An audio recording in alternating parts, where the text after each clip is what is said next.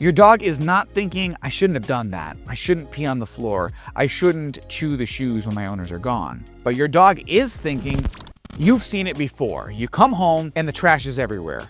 Your shoe is destroyed, or maybe there's poop or pee in the house. And then your dog lowers its head, it tucks its tail, it avoids eye contact, and you think he knows exactly what he did. But does he? Now I hear this all the time.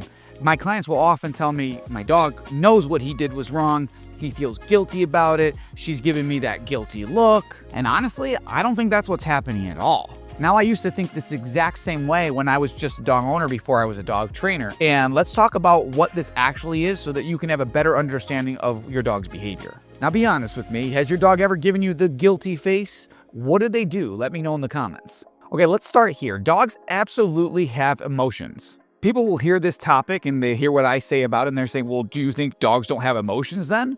That's not what I'm saying. Of course, dogs have emotions. Dogs experience fear, excitement, frustration, anxiety, happiness, anticipation, stress. Anybody who works with dogs, or honestly anybody who has a dog, knows that. But guilt is a very specific emotion. Guilt requires understanding what I did, why it was wrong, and feeling remorse about it later. And that's a much more complex process. So what are you actually seeing if it's not guilt? Let's use a classic example to dive into it. You come home, trash is everywhere. Your dog looks guilty. So here's the problem. Your dog is not connecting your current reaction with something they did hours ago. Now, dogs are incredible at reading people, better than you could ever imagine, honestly. What your dog is reading is your body language, your facial expressions, your tone of voice, and your energy. And they're thinking something is wrong,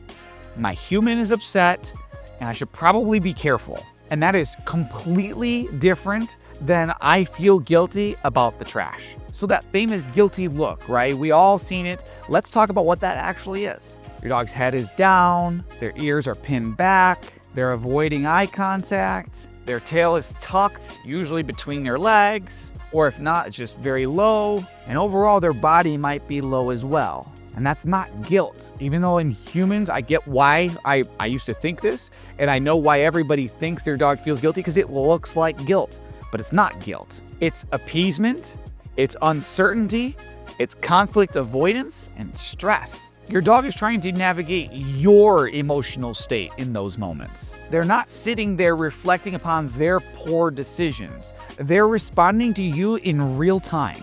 Before we move on, if you do come home and you come home to a mess, maybe there's poop or pee on the floor, their items are destroyed, or the furniture is chewed, what would you do in that situation? Let me know in the comments. So why does all this matter? Well, this is actually where people get into trouble.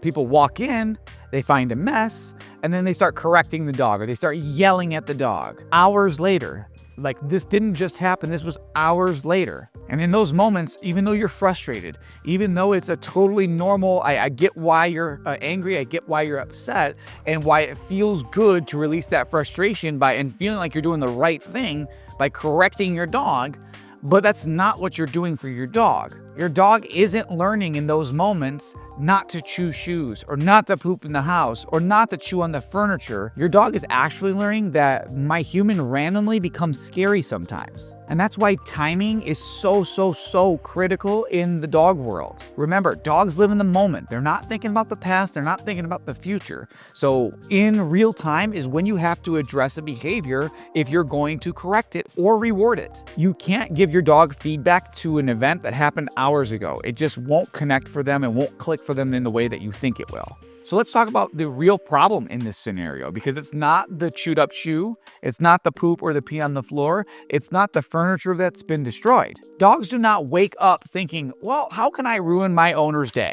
The real problem is usually that your dog has too much freedom. Your dog has a lack of supervision, probably anxious, maybe even separation anxiety. Your dog has a lack of structure. Your dog is probably bored, or your dog is underfulfilled, or one of those 6. So instead of asking yourself, does my dog feel guilty for what they did? Start asking yourself, why did this happen in the first place? How did the dog get access to the shoes that it chewed up when you were gone? Why was the dog unsupervised if they are destructive when you leave the house? What should you teach them instead? What structure was missing from the dog's life that allowed this event to happen? The answers to those questions are the ones that are actually going to solve your problems. So in conclusion, your dog is not feeling guilty, but they are absolutely responding to your emotions. And honestly, it's pretty impressive. Dogs are so incredible at reading our body language and our emotions in real time. So the next time you see the famous guilty face, remember this. Your dog is not thinking, I shouldn't have done that. I shouldn't pee on the floor.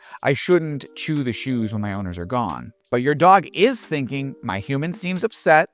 Something is definitely off, and I should probably be careful. And understanding the difference between that can make you such a better dog owner, because now you're focused on all the right things instead of whether your dog feels guilt. You can focus on prevention and structure and timing and supervision, and doing all of that will stop all of these problems from happening in the first place. Instead of trying to come home and punish something that your dog did hours ago when it won't even really matter to them. And don't feel bad if this is you. This is everybody before they know. I remember learning about this and feeling really bad about it because I've done this too. Everybody has done this. Everybody's made this mistake. They've punished their dog. They've yelled at their dog for something that they've done hours ago because we're human and we're frustrated, and that's normal.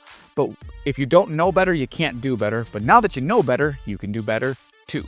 Let me know, did you learn anything in this video? Do you agree with me? Do you disagree? Let me know. As always, like the video, share it with somebody that might find it interesting, and always subscribe to the channel. I want you to be here. I'm the Big Dog Guy, and I'll see you in the next one.